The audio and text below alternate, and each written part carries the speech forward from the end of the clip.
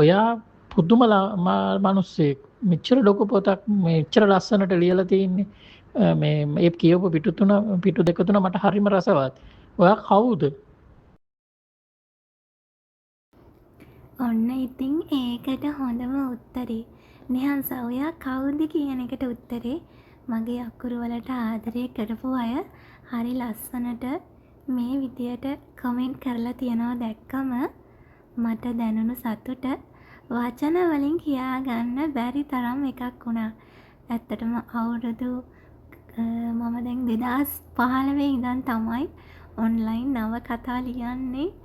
ඉතින් එදා ඉඳන් මං අද වෙනකල් හම්බ කරපු ආදරණීය හිත් තමයි මේ හරි ලස්සනට මගේ කතා ගැන නිහංස කියන්නේ කවුද කියන එක ගැන මේ විදියට තමයි ලියලා තියෙන්නේ.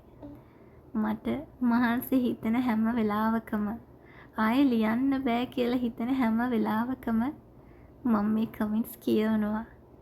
ඉතින් මං වෙනුවෙන් මෙහෙම වචනයක් හරි ලියපු ඔයාලා හැම කෙනෙකුටම හරිම ආදරෙයි මම. මෙතන මේ සීමිත කමෙන්ට් ගානයි තියෙන්නේ. මොකද සමහර අය මේ කමෙන්ට්ස් දකින්නේ සමහර අය මේ වීඩියෝ එක දකින්නේ නෑනේ. දැකපු අය තමයි මේ විදියට මගේ කතා ගැන කමෙන්ට්ස් ලියලා තියෙන්නේ. මට ඇත්තටම මං ගැන පුංචි ආඩම්බරයක් දැනෙනවා. අද වෙනකල් මං ඔය හිත් පිරෙව්වේ ආදරෙන් විතරමයි. කාගේවත් හිතකට නරක දෙයක් පුංචියටම හරි ඇතුල් වෙනවට එදා ඉඳන්ම කැමති උනේ නැති කෙනෙක් මම. මං දැනගෙන උන්නා දවසක විවාහ වෙනවා, දරුවෝ ලැබෙනවා. එතකොට යාළුවා මේව කියවනවනේ. එදාට අම්මේ ඔයා මොනවද මේ ලියලා තියෙන්නේ කියලා මගෙන් ඇහුවතින් මට දෙන්න උත්තර නැති වෙන තැනට ලියන්න කවදාවත් ඕන උනේ නෑ මට. අපේ අම්මා හරි ලස්සන කතාවක් කියලා තිබුණා මට. දවසක ලියන්න හිත නිවෙන්න විතරක්. මං හිතනවා මං අපේ අම්මගේ ඒ වචන ටිකට සාධාරණයක් කරපු ගෑනු ළමයෙක් කියලා. අපේ සිංහල සර් පවා අපිට කියලා දීලා තියෙනවා. කලාව කියන්නේ හිත නිවන දෙයක් කියලා.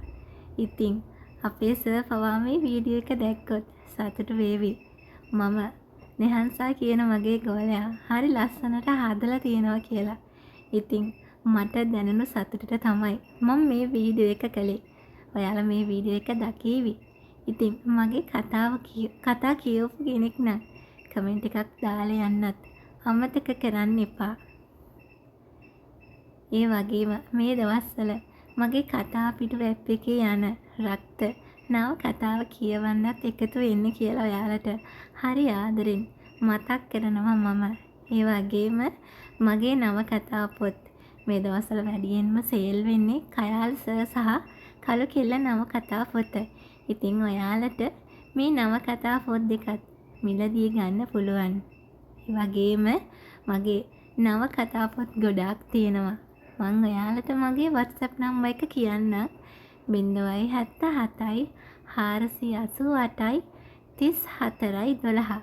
ඉතින් ඔයාලටත් පුංචි හරි ඉඩක් ලැබුණොත් මගේ කතා කියවන්න කමෙන්ට් එකක් දාලා යන්නත් අමතක කරන්න එපා.